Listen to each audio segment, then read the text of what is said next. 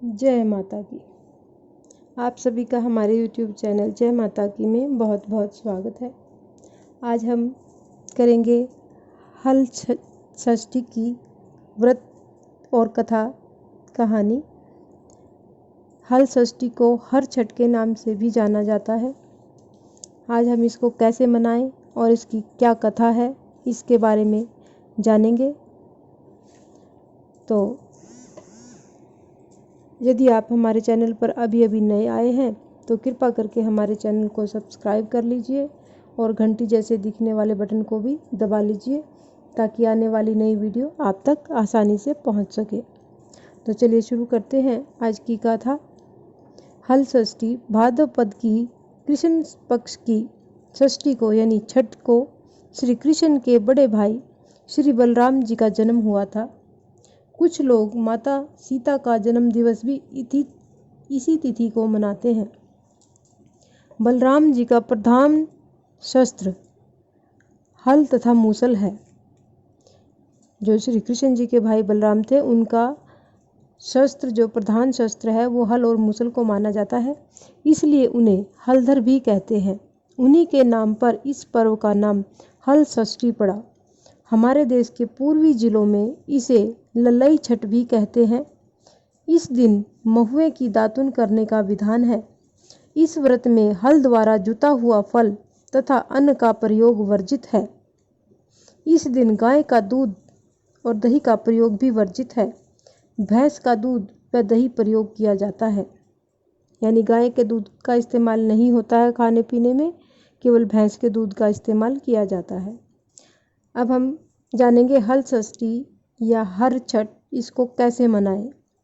इस दिन प्रातःकाल स्नान आदि के पश्चात पृथ्वी को लीपकर एक छोटा सा तालाब बनाया जाता है, जिसमें छर बेरी पलाश गूलर की एक एक शाखा बांधकर मनाई गई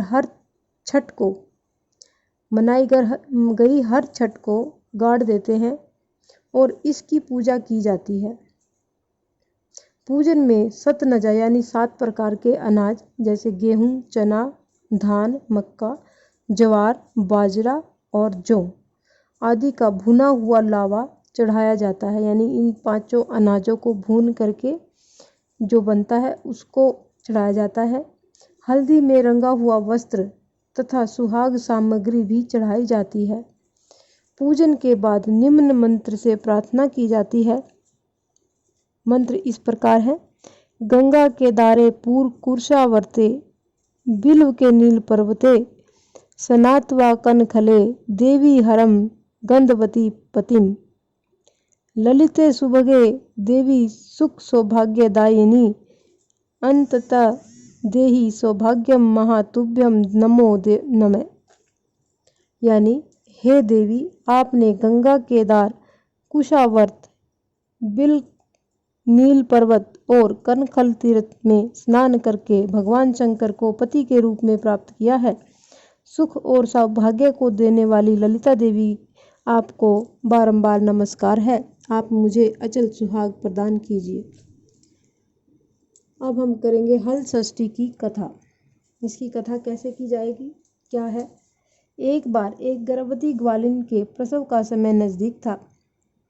उसे प्रसव पीड़ा होने लगी। उसका दही मक्खन बेचने के लिए रखा हुआ था। वह सोचने लगी कि यदि बालक ने जन्म ले लिया तो दही मक्खन बिक नहीं पाएगा।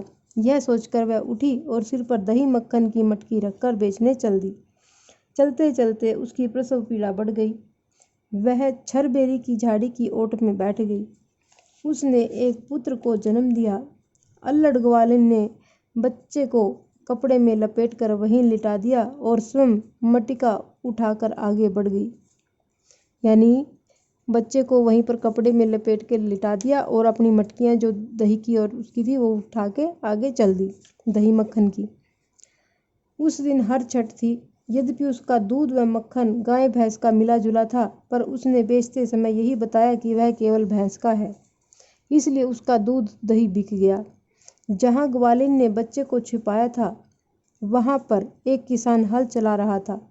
उसके बैल बिदक कर खेत की मेंढ पर जा चढ़े। हल की नोक बच्चे के पेट में टकरा जाने से बच्चे का पेट फट गया। किसान ने तत्काल झरबेरी के कांटों से बच्चे के पेट में टांके लगाकर उसे वहीं पड़ा रहने दिया।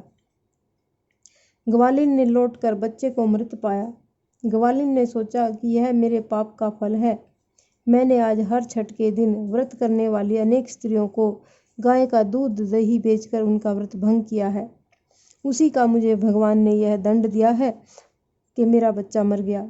उसने सोचा कि यदि मुझे लौटकर अपना पाप स्वीकार कर प्रायश्चित करना चाहिए। वह लौटकर वहां आई जहां उसने दूध दही बेचा था। उसने गली गली मोहल्ले मोहल्ले में घूमकर अपने दूध दही का सारा रहस्य जोर जोर से आवाज लगाकर प्रकट कर दिया। यह सुनकर स्त्रियों ने अपनी धर्म रक्षा के विचार से उसे आशीष दी। जब वह वापस उसी खेत में पहुंची तो उसे उसका पुत्र जीवित अवस्था में मिला। उसी दिन से ग्वालिन ने पाप छिपाने के लिए कभी झूठ न बोलने का प्रण किया। इस प्रकार से यह कथा संपूर्ण होती है। जय माता की। इस प्रकार से जो कोई भी इस व्रत को करता है, कहता है, इसकी कहानी को कहता है, सुनता है, तो भगवान उसकी सभी मनोकामनाओं को पूर्ण करते हैं। और इस प्रकार से यदि आपको हमारी ये कथा कहानियाँ पसंद आती हैं तो कृपा करके हमारे चैनल को लाइक और सब्सक्राइब करें और ज़्यादा से ज़्यादा शेयर करें। धन्यवाद।